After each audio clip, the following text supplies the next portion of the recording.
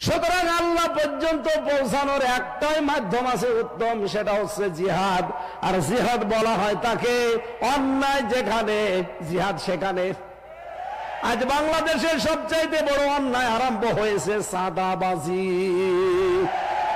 সুতরাং চাঁদাবাজি যেখানে, দলমত নির্বিশেষে ঐক্যবদ্ধ হয়ে প্রতিহত করা লাগবে সেখানে। এটার নাম জিহাদ। এইটার মাধ্যমে আল্লাহ পর্যন্ত যাওয়া যাবে। মাওলানা মামুনুল হক 3 বছর পরে বের হয়ে থামাতে পেরেছেন। আল্লামা সাইদি রহমতুল্লাহ আলাইহি 13 বছর পরে যদি বের হতেন তাকে থামাতে পারতেন না। যদি আপনি বম মেরে বলেন যে কোরআন মানে কি বলেন তো, বলতে পারবে না। আমার যতটুকু বিশ্বাস, যারা কোরআনের কথা শুনলে শুধু রাজনীতির গন্ধ খোঁজেন, এখন নতুন নতুন করে কিছু মানুষ তৈরি হচ্ছে। আগামীকাল যিনি আসবেন তার পেছনে অনেকে অলরেডি লেগে গেছে।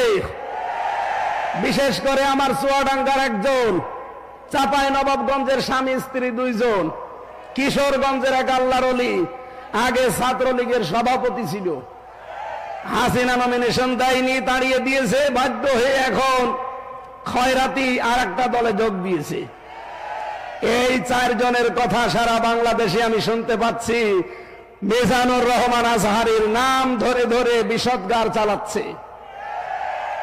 ডক্টর মিজানুর রহমান আজহারীর নামে জামাতের প্রোডাক্ট বলার কারণে আল্লাহ একজন জাহান্নামের কীট জাহান্নামে পাঠিয়ে দিয়েছে।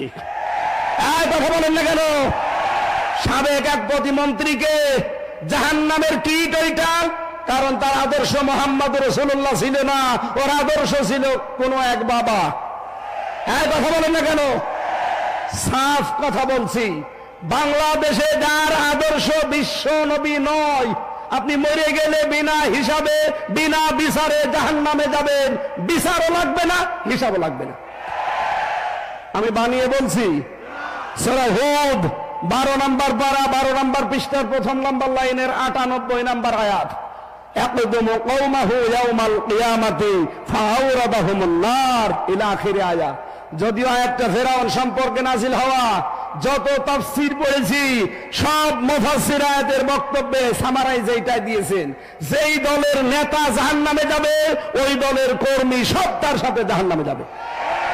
আপনি এবার বিবেককে জিজ্ঞাসা করে দেখেন, আপনার নেতা কি জান্নাত পাওয়ার মতো?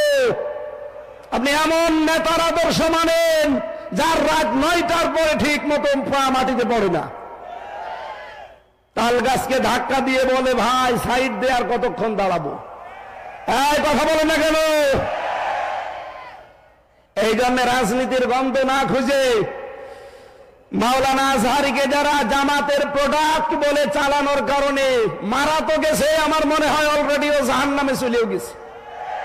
কারণ তার আদর্শ যেহেতু বিশ্বনবী ছিল না, যার আদর্শ নবী মুহাম্মদ রাসূলুল্লাহ না, সে কোথায় যাবে? আরো জোরে বলেন। এখন যারা এগুলো বলছেন জনগণকে বিভ্রান্ত করার জন্য, উনি অ্যাক্টিভ ভাবে কোন রাজনৈতিক দলের সাথে নাম লিখাননি। কথা বলেন না কেন? আরো জোরে বলেন।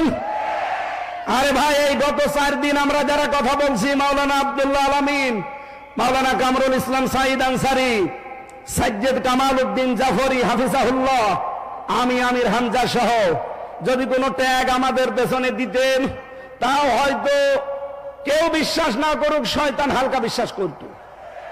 কিন্তু আপনি ওই লোকটার নামে এমন একটা ট্যাগ লাগিয়ে দিচ্ছেন, শয়তানও বিশ্বাস করে না। আল্লামা সাইদের বিরুদ্ধে যে মামলাগুলো দিয়েছিল তার ভেতরে একটা ছিল ধর্ষণের মামলা। যেই মহিলাকে ধর্ষণের মামলা দেওয়ার জন্য ওই মহিলাকে নিয়ে এসেছে এই যে অ্যাডভোকেট তাজুল ইসলাম, উনি জিজ্ঞাসা করছে, মা আপনাকে আল্লামা সাইদি ধর্ষণ করেছে? বলছে জি হ্যাঁ। আপনার জন্ম তারিখ কত, জন্ম সাল? যে 1975। 1975 সালে আপনার জন্ম, আর 1971 সালে উনি আপনাকে ধর্ষণ করেছে। ওটা কি রুহের জগতে? এ পোড়াটা যে বানোয়াট, এটা আমি নিজের জীবন দিয়ে টের পেয়েছি। কারণ 3টা বছরে ওরা আমার বানোয়াট মিথ্যা একটা মামলা সাজিয়ে ফাঁসির কন্টেন্ট ছেলে রেখে দিয়েছে। 3 বছর আমার জামিন দেয়নি, অথচ আগস্টের 5 তারিখের পর শুধু মামলাটা তুলতে দেরি। আদালত বলছে কি দেখে বিচার করব, এর ভেতরে তো কোনো মাল ম্যাটারস নেই, আমি যে বিচার করব কোনো কিছুই তো পাই না, শুধু জামিন না জান পুরা মামলা খারিজ করে দিলাম। আমি বলতে গেলাম যে আদালত 3 বছর এই মামলা তো আপনার কাছে ছিল, তখন তো বলেননি যে কোনো মাল নেই, আজকে হঠাৎ করে কি হয়ে গেল? এইটাই বলতে হুজুর আমার কিছু করার নেই, আমার হাত বাঁধা ছিল। কথা বলেন না কেন? আজকে আমার হাত খোলা আছে, আজ আমি ন্যায় বিচার করতে পারছি। আমরা বলতে চাই এই দেশে 1628টা চেয়ারে দায়িত্বে ছিল যারা, সবগুলো জালেম আর জালেমদের দোষর। একটাও যেন কোন চেয়ারে আর থাকতে না পারে, প্রত্যেককে ওখান থেকে নামিয়ে দেন এই জালেম এবং জালেমদের দোষর হওয়ার কারণে। এখানে বৈষম্যের শিকার ছিল এই 17 বছর যারা, তাদেরকে বসান। এই কথা বলেন না কেন? এবং এই 1628টা চেয়ারে যারা বসবে তাদের প্রত্যেকের হাত আমরা দেখতে চাই আবু সাইদের মতো এভাবে খোলা থাকবে। কারা কারা এটা চান দেখে?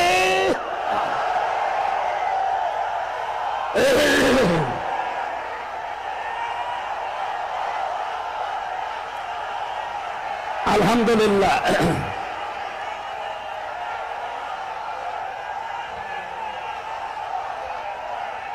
এবার বসেন, আমি তো দাঁড়াতে বলি না, বসেন বসেন। আমাদের আজকের আলোচনার বিষয় আমি আরম্ভ করছি, যেহেতু হারাজন শব্দের ব্যাখ্যা বলছিলাম যে নির্ভীক হয়ে কথা বলা লাগবে, কে বেজার হবে কে খুশি হবে ওটা আমার দেখার দরকার নেই। আমি দেখতে চাই আমার আল্লাহ কি বলেছে, রাসূল কি করেছে। এ কথাটা বলেছিলেন 20 শতাব্দীর একজন মুজাদ্দিদ, এই যে এই বইটায় যার ছবি দেখতে পাচ্ছেন, মাওলানা সাজ্জেদ আবুল আলা মওদুদী রহমতুল্লাহ আলাইহি। তার এই কথাটা বিশ্বের হাজার হাজার লক্ষ লক্ষ মানুষের কলিজায় লেগেছে যে আমি ইসলাম মানতে গিয়ে কোনোদিন দেখিনি যে বাবা কি বলেছে, দাদা কি করেছে, পীর সাহেব কি বলেছে, না, আমি দেখতে পেয়েছি আল্লাহ কি বলেছে, রাসূল কি করেছে। আমরা তার এই কথাকে সামনে নিয়ে তাফসীরুল কোরআন মাহফিল লিখে দিয়েছেন। আমার তেলাওয়াতকৃত আয়াত সূরা বাকারার 278 নম্বর আয়াতটার উপরে ভিত্তি করে আমরা কথা বলবো। মুমিন জীবনের 7 দফা কর্মসূচি আমার আল্লাহ আমাদেরকে দিয়েছেন। মরণের আগে হলেও আমরা যেন এই 7 দফা কর্মসূচি দুনিয়ায় পালন করতে পারি, আল্লাহ তৌফিক দেন, বলেন আমিন। এই 7 দফা কর্মসূচি যদি আমরা পালন করতে চাই, এর এগেনস্টে, এর বিপরীতে আমাদের প্রকাশ্য শত্রু কে? আরো জোরে বলেন। শয়তান ও 7টা কর্মসূচি খাড়া করে রাখবে। আজকের আলোচনার বিষয় মুমিনের 7 দফা কর্মসূচি বনাম শয়তানের 7 দফা কর্মসূচি। দেখি আমরা কোনটা নিতে পারি। আল্লাহ রাব্বুল আলামিন জানিয়েছেন, ইয়া আইয়ুহাল্লাযীনা আমানু আতিউল্লাহ, ইয়া আইয়ুহাল্লাযীনা আমানু তাকুল্লাহ ওয়া যারু মা বাকিয়া মিনার রিবা ইন কুনতুম মুমিনিন। এই বসেন বসেন, খুব গুরুত্বপূর্ণ বিষয়, এখান থেকে আজকে নিয়ে বাড়ি যাওয়া লাগবে। আমার প্রথম মুমিন জীবনের কর্মসূচি দফা 1 নম্বরে আমার আল্লাহ দিয়েছেন, মুমিন যেই সমাজে থাকবে ওই সমাজে সুদ থাকতে পারবে না। এজন্য আল্লাহ ইমানদারকে ডাক দিয়েছেন, ওহে যারা ইমানের দাবি করো আমাকে ভয় করো, ওয়াযারু মা বাকিয়া মিনার রিবা, সুদের যত বকে আছে সব ছেড়ে দাও, ইন কুনতুম মুমিনিন, যদি মুমিন দাবি করো। তাহলে মুমিন জীবনের 1 নম্বর দফা সুদ মুক্ত সমাজ তৈরি করা, আর এটাই বাংলাদেশে তৈরি করবে ফেরেশতারা। আরো জোরে বলেন, আরো জোরে বলেন। এই বাংলাদেশে এখন ইসলামী ব্যাংক আছে, যদিও জালেমরা এসালমের মাধ্যমে ৭৫,০০০ কোটি টাকা এখান থেকে মারিং কাটিং করে ব্যাংকটা দুর্বল করে দিয়েছে। আমরা চাই আল্লাহ পাকে ব্যাংকে আবার দাঁড় করিয়ে দেবেন। এই ব্যাংকে মোশারাকা, মোদারাবা, মোরাবাহা, বায়ে সালাম, বায়ে ইস্তেসনা, বায়ে মুআজ্জাল, বায়ে ওয়াহেদা সহ প্রায় ২৮টা নিয়ম নীতি আছে ইসলামী অর্থনীতিতে। এই বাংলাদেশে যত ব্যাংকিং সেক্টর আছে, ব্যাংকিং ব্যবস্থা আছে, সমাজে এই দেশে যদি সরকারি ভাবে যাকাত কায়েম হয়, সবগুলোতে ইসলামী অর্থনীতির ভিত্তিতে ব্যাংক চলবে। কথা বলেন ঠিক কিনা? তখন ইচ্ছা করলেও আপনি আর সুদ খেতেও পারবেন না, সুদ দিতেও পারবেন না। আজ চট্টগ্রামের বিভিন্ন এলাকায় আমরা শুনেছি টাকা ছেড়ে রাখে, টাকা আসে না নেই? বলুন বলুন। ১,০০০ টাকা দিলে মাসে মাসে ২০০ টাকা করে বেশি দেয়, তার মানে ১২০০ টাকা দেয়। এটা মায়ের সাথে জেনা করার গুনাহ হচ্ছে। চট্টগ্রামবাসী, আজকে থেকে কঠোর সিদ্ধান্ত নেওয়া লাগবে, আগামীর বাংলাদেশ হবে সুদ মুক্ত বাংলাদেশ।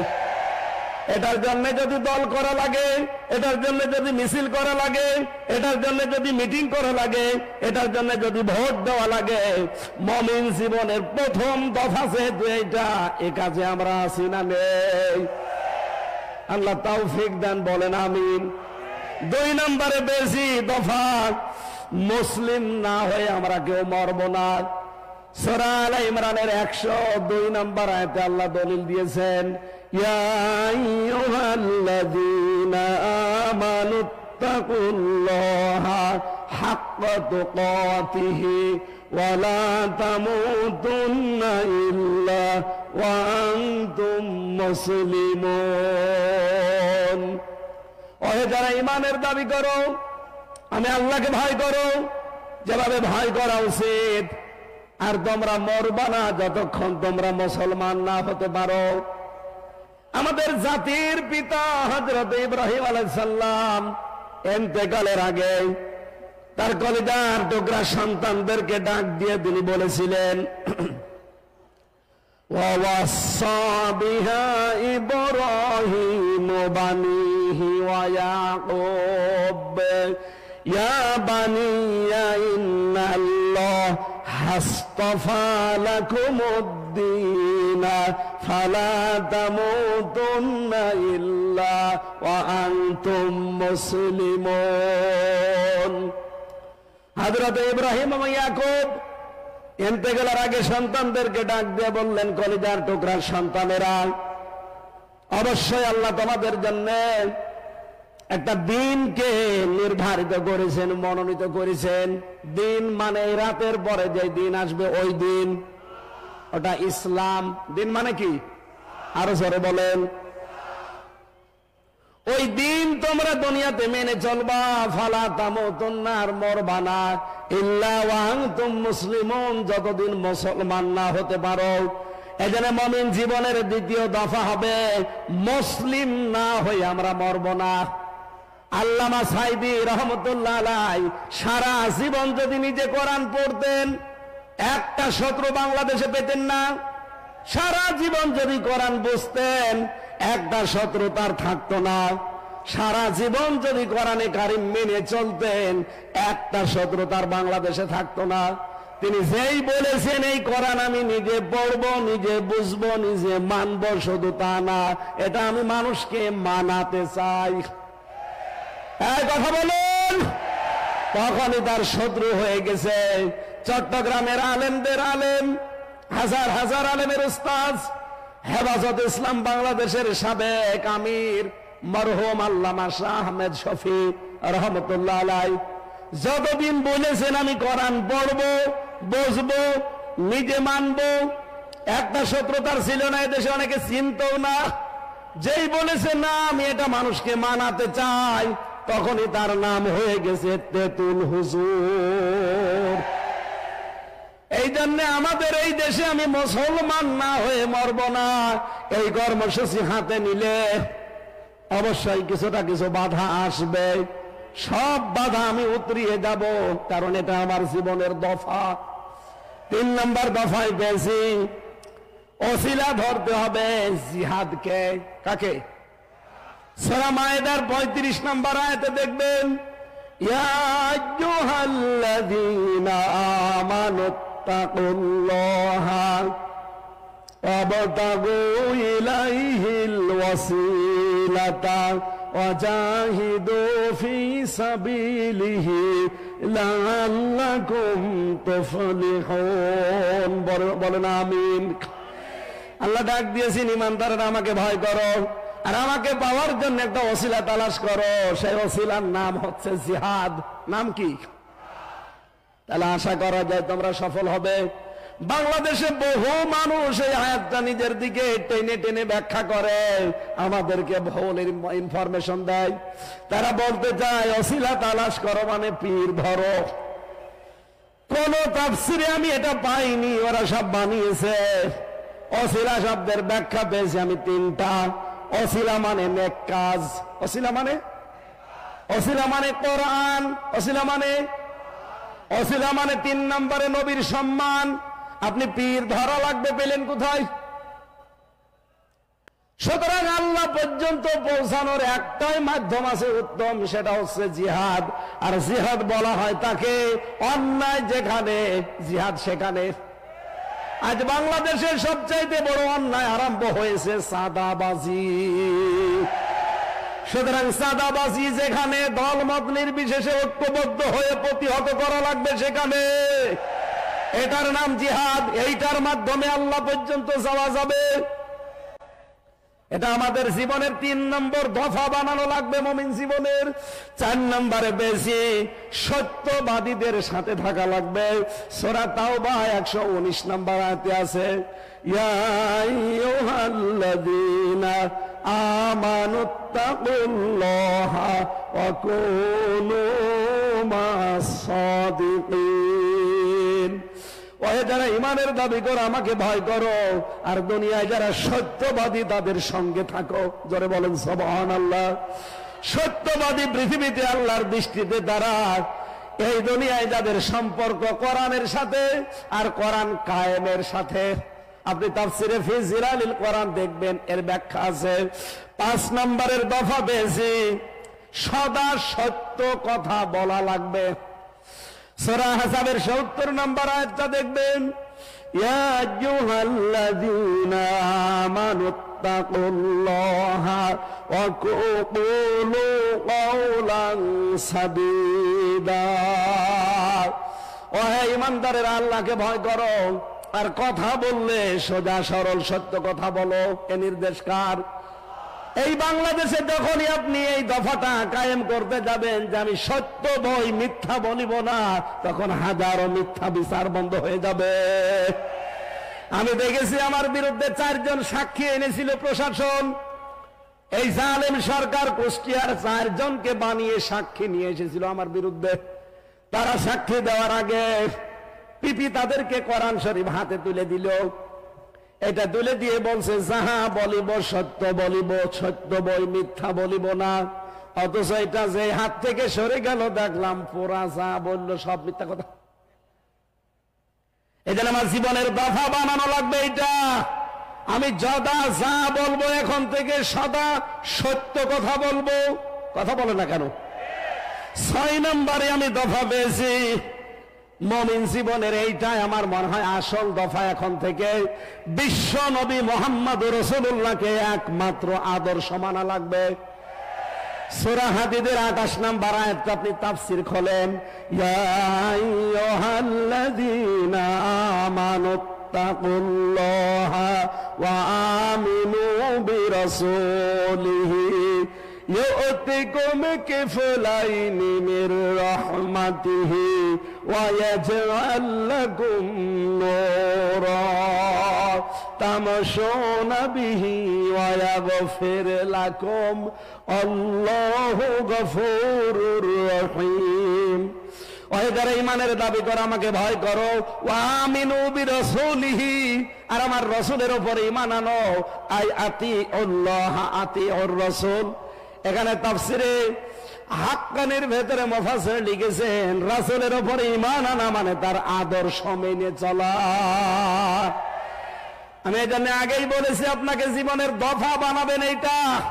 যাদের জীবনে রাসূল ছাড়া অন্য কেউ আদর্শ, আপনি আজকে লিখে নিয়ে যেতে পারেন। মরণের পরে কবরে দিলে বিশ্ব নবীকে যখন দেখিয়ে বলবে মান হাজার রাজুল, আপনি বলবেন লা আদরি, আমি চিনি না। কিন্তু আমি বলতে পারবো হাদা নবিয়্যুনা মুহাম্মাদুর রাসূলুল্লাহ সাল্লাল্লাহু আলাইহি সাল্লাম, কারণ আমি এই জীবনে বিশ্ব নবী বাদ দিয়ে কাউকে আদর্শ মানি না। আমাদের সবার জীবনে 6 নাম্বার দফা এখন থেকে থাকার দরকার আছে না নেই? কারা নবী ছাড়া অন্য কাউকে আদর্শ মানেন না তারা হাত তোলেন, লিল্লাহে তাকবীর। আলহামদুলিল্লাহ। বীর চট্টগ্রামবাসী 7 নাম্বার দফাটা আমাদের এবার শেষ দফা। এটা মুমিন জীবনের 7 নাম্বার দফা হচ্ছে এখন থেকে আখিরাতের পুঁজি তৈরি করে পাঠাবো। সূরা হাশরের 18 নম্বর আয়াতে আমার আল্লাহ দলিল দিয়েছেন, ইয়া আইয়ুহাল্লাযীনা আমানু তাকুল্লাহা ওয়াল তানজুর নাফসুম মা কদ্দামাত লিগাদ ওয়াত্তাকুল্লাহ ইন্নাল্লাহা খাবীরুম বিমা তা'মালুন। ওই যারা ঈমানের ভয় করো, আমাকে ভয় করো। প্রতিটি ঈমানদারের উচিত আগামীকাল তার কি পুঁজি তৈরি হচ্ছে এটা চিন্তা ভাবনা করে দেখা। আমি বলছি আবার আমাকে ভয় করো, তোমরা যা করো প্রতিটি জিনিসের খবর জানেন কে? এই জন্য আমাদের জীবনের শেষ দফা, ফাইনাল দফা, সর্বশেষ দফা, এখন থেকে এইটাই সিদ্ধান্ত নেওয়া লাগবে আগামী দিনের প্রস্তুতির জন্য আমি কি পাঠাচ্ছি। আল্লাহর এক বান্দা চট্টগ্রাম বাজারে মনে করেন বাজার করছে, 100 টাকার নোট দিয়েছে দোকানদারকে। দোকানদার টাকাটা নিয়ে উলট পালট করে বলছে না এটা চলে না, নিয়ে যান, অন্যদিন দিয়ে যাবেন। যেই বলেছে চলে না, উনি সেন্সলেস হয়ে পড়ে গেছে। লোকজন এসে বলছে কি দোকানদার, এ বুজুর্গ মানুষটাকে আপনি মারধর করেছেন? বলছে না, আগে হুঁশ ফিরান। হুঁশ ফিরিয়েছে, সেন্সলেস হয়ে গেলেন কেন? আপনাকে মেরেছে দোকানদার। লোকটা বলে না, সেন্সলেস হলেন এই টাকাটা দিয়েছিল মানে উলট পালট করে দেখে বলছে এর মাঝে যে লাল দাগ থাকার দরকার ছিল একটা দাগ ওইটা নেই, এটা অসল টাকা, এটা চলে না। আমি চিন্তা করলাম আমারও তো জীবনের একটা 100 টাকার নোট আছে, তার নাম হায়াত। আমি যদি এখনই মারা যাই, কবরে আমাকে যদি আল্লাহ দিয়ে দেয়, জিজ্ঞাসা করে বান্দা তোর যে জীবন নিয়ে আসলি এই জীবনটা অসল। এর ভেতরে শয়তানের যে 7 দফা ছিল প্রত্যেকটাই পাওয়া যাচ্ছে। শয়তানের 7 দফার প্রথম দফা, শয়তান চায় মানুষকে শিরকে নিমজ্জিত করতে। যখন পারে না দ্বিতীয় দফায় যায় সে মানুষকে কুফরি করাতে। এটাও যখন পারে না 3 নম্বরে তখন সে মানুষকে দিয়ে বেদাত করায়। আর বাংলাদেশে এটা সবচাইতে বেশি। 4 নম্বরে ও মানুষকে যখন আর পারে না বেদাত করাতে তখন কবিরা গুনার দিকে নিয়ে যায়। এটাও যখন পারে না যখন বারবার সগীরা গুনাহ করায়। এটাও যখন পারে না তখন ভালো অপেক্ষা নিম্ন কাজ যেটা সেইটা করায়। এইটাও যখন পারে না 7 নম্বরে তখন তাকে কষ্ট আর মুসিবতের ভেতরে ফেলে দেয়। কষ্ট মুসিবতের ভেতরে ফেলে দিয়ে তখন আল্লাহকেও ভুলিয়ে দেয়।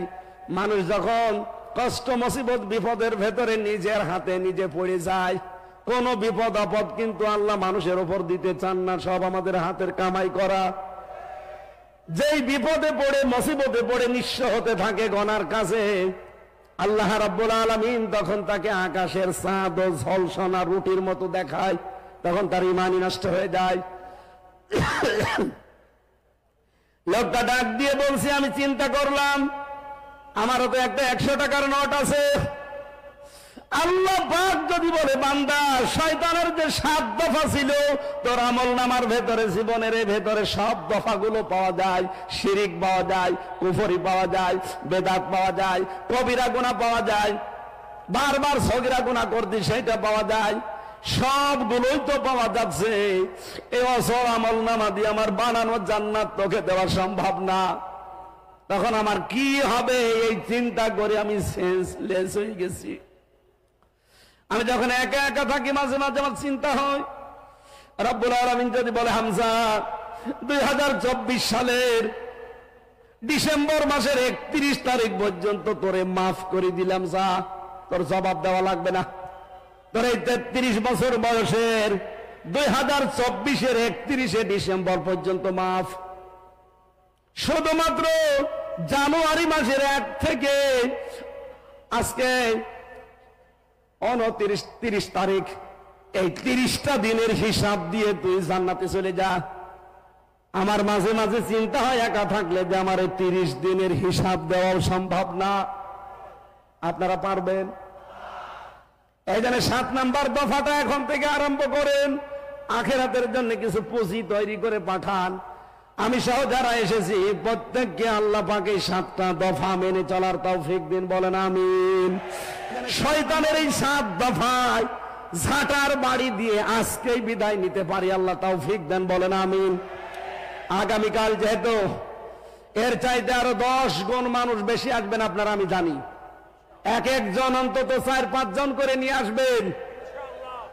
ডক্টর মাওলানা মিজানুর রহমান আজহারী শ্রদ্ধাভাজন বড় ভাই আগামীকাল আসবেন। আমি আমার যতটুকু কণ্ঠ এবং স্বাস্থ্য দুইটাই আজকে শেষ, একটাও সাপোর্ট দিচ্ছে না, জোর করে আসলে হয় না। যতটুকু বলেছি এই গলার উপরে আর জীবনের উপরে জোর দিয়ে আল্লাহ আমাদেরকে মেনে চলার তৌফিক দিন। আগামীতে কোন জায়গায় সুন্নতি ময়দানে আগামীতে এক জায়গায় আসবো ইনশাআল্লাহ। এরপরে আরো বাঁশখালীতে আসার কথা আছে, যেখানে এখানে আসবো, কোরআন থেকে হাদিস থেকে কথা বলবো ইনশাআল্লাহ। আজকের মতো শেষ করছি, আমিন। বারাকাল্লাহু লানা ওয়া লাকুম ফিল কোরআনিল আযীম। আসসালামু আলাইকুম।